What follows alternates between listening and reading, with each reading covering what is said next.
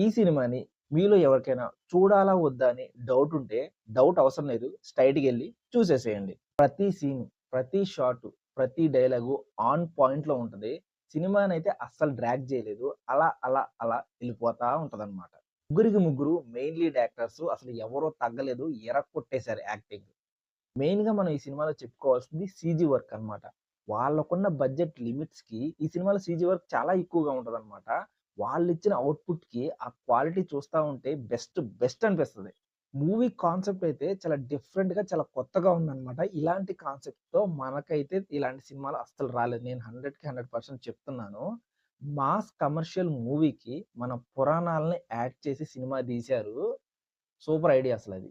ఈ సినిమా మెయిన్‌గా గరుడ పురాణాన్ని బేస్ అయి ఉంటదనమాట. మనిషి చనిపోయిన తర్వాత 45 డేస్ అతని ఆత్మ యముడి దగ్గరికెళ్ళడానికి ఒక జర్నీ ఉంటదనమాట. ఆ జర్నీని యాడ్ జేసి ఈ సినిమా తీశారు. యాక్చువల్‌గా అయితే ఈ సినిమా తెలుగులో గూడా రిలీజ్ అయింది.